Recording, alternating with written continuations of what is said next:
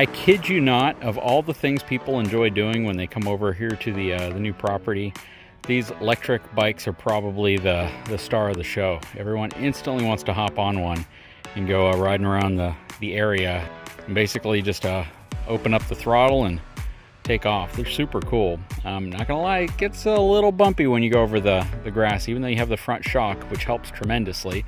I got this little shotgun seat right here whenever I'm taking my little girl out with me, and yeah, we cruise around quite a bit. But yeah, these things certainly get their use out here, and they are very, very fun.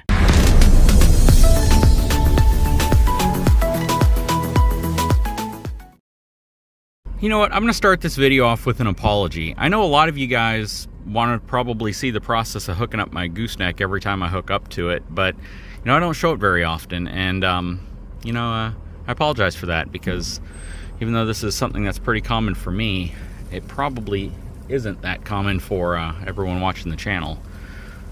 But if you guys want to see the process of hooking up trailers whenever I hook them up, let me know. It's a little bit more difficult than you might think when you're trying to do it with a camera, only because you're too focused on the shot sometimes and you end up forgetting things, which I don't like to do. I always like to triple and quadruple check everything before I take off. However, you know, it's a fun little process, and you know, it's something that once you get reasonably good at, you can pretty much confidently back up to a hitch without needing much help in aligning it. It certainly helps having my side mount bed camera, at least so I know where the coupler is in relation to the ball, so whether it's directly over it or if I haven't gotten to it, you know, yet. But the challenge you run into is if you don't have something to help spot you when you're over the ball, you run the high risk of possibly, you know, damaging your tailgate or your truck or your trailer by running into it. So these are things you have to be concerned with whenever you're hauling a gooseneck versus, you know, your standard conventional trailer. And a conventional trailer is nice because typically you'll run into your hitch before your coupler can hit your truck, if that makes sense. All right, so I'm probably gonna get some hate for this video, but I'm not too worried about it, honestly. You guys probably know that I'm a big fan of these Fort Knox locks. Here's some of their information right there. They make these vault style locks that have these beefy hinges on them. You close them up around your couplers. I have it on my gooseneck, I have it on the RV, I have it on the dump trailer. I mean, I put these on everything. I even have one on the adjustment bolt here on top of the gooseneck. Now, some people will say, if you're gonna pay as much as you have to pay for these locks, you don't want this finish right here, this yellow powder coated finish flaking off like you see here, because it's causing it to rust underneath. That is probably, I'm gonna say, 40 years away from possibly rusting off and failing. In its current condition with the rust visible, it's probably still stronger than 99.9% of what else is out there. Now, there's some other locks from companies like Proven that are really, really solid, really, really great. They perform a similar task. They do a very, very good task. They all usually utilize these abloy or other type of cylinders right here to secure the actual vault mechanism over your coupler. But the reality of it is there's some people who will get so upset because they see something like this happening. This happens because I am putting a hard piece of steel around a hard piece of steel, and when I clamp it on there, there's a chance I'm going to damage the powder coating. Now, the perks, or I guess let's talk about the pros and cons of paint versus powder coating. Powder coating is generally an easier process because you simply, you know, apply a powder material to it and it's baked on. The problem with powder coating is once it starts coming off like this, you can't just repaint that area because you can't get underneath this layer that's essentially flaking off. The benefit of paint is if I take a screwdriver to this, I can just spray paint over it. I can sand it out a little bit and spray paint over it. That's one of the reasons why I'm a bigger fan of paint over powder coat. Here's another example of paint versus powder coat. This is paint. That's where the bucket has chipped into the paint. I can sand that down with a little grinder or piece of sandpaper, spray paint over it, and I'm in good shape. If that was powder coat, this whole deck would start to lift up and rust would start creeping underneath it. Just something to think about. Powder coat, again, when it starts doing this, there's not much you can do. You know, you can take it to someone, have the thing stripped completely off, and then first you got to sand the whole thing down. Generally, you're going to want to sandblast it, put a primer, and reapply your powder coat.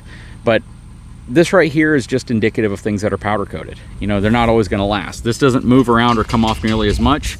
I don't have Well, yeah, I do have a couple issues right here. Look at that, it's still coming off, it's rusting. But the plating on here is so thick, actual failure or rust through, it would take years and years and years and years. And something that may look cosmetically better to me doesn't necessarily mean it's going to last any longer, just because, you know, the finish might last longer, if that makes sense. You know, a lot of people put aluminum things on their trailers, and quite frankly, those have their cons as well. And when you look at something like this accomplishes the task I want regardless of the condition it's in. I've had this on here now for over 2 years.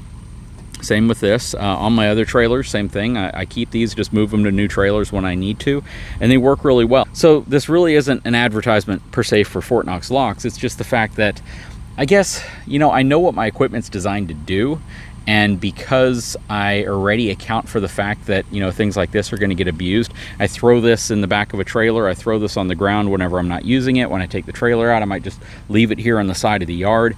I mean, the fact is, I kind of beat this thing up, and all I care about is that it functionally works the way it's designed to. Cosmetically, I could care less. Same with my trailers. You know, my trailers, as long as they are functionally able to do what they're designed to do. That's why when it comes to like the painted finishes and things like that, you know, like my dump trailer, it's painted. I don't care if the thing is scratched to hell. I don't care if the exterior gets scratched. I would rather it get scratched on paint than scratched on powder coat, because this is what happens when something gets scratched on powder coat. And on my trailer, if it's painted, I just have to sand the spot out and repaint it. That's it. Not a lot of effort involved, and it just keeps your stuff lasting a little longer. So again, that's the main reason why I prefer paint to powder coat, but at the same time, I really don't care about stuff like this. It functions. You know, as much as these things cost, it'll probably last longer than any trailer I put it on. That's just kind of the fact of it. And the rust that you see, it's only surface rust. It's enough to make sure the powder coat isn't sitting on it anymore, but it's still strong as hell. And from a locking perspective, people are going to say, well, I'll just take a grinder and grind off the hinge. Well, you could do that to just about anything, quite frankly. I mean, if you really wanted to steal it, you could probably find a way to fabricate your own tube to put inside of here and weld it in place. Or, you know, if you bring a welding rig out with you and a cutting rig, you can do all sorts of crazy things. The reality of something like this is just, it makes it a little bit more difficult. It deters people. That's probably the best part of it. And I think the proof in that is that a lot of the trailers you see at construction sites that have locks on them don't get stolen. But the ones that do get stolen typically don't have locks. And I'm not going to say that's always the case, but it's probably the case 80 to 90% of the time. It's a deterrent. Anybody desperate enough, with enough time and willing to make enough noise with enough equipment, can get any lock off. That's just a fact. How much longer and louder is something like this going to make it? That's what these are designed for. Anyways, guys, sure hope you enjoyed this little segment. I know it's a weird segment, but it's really the explanation of two things. Something like this, as long as it functions for a long time, that's all I care about. I don't care how much it costs, as long as it does the task it's designed to do. I don't care what it looks like when it's done doing the task, to be honest. Something like this, I prefer paint over powder coat, honestly. Anyways, hope you have a great day. If you haven't had a chance, please take a moment, subscribe to my channel, give me a thumbs up. We'll talk to you again very soon.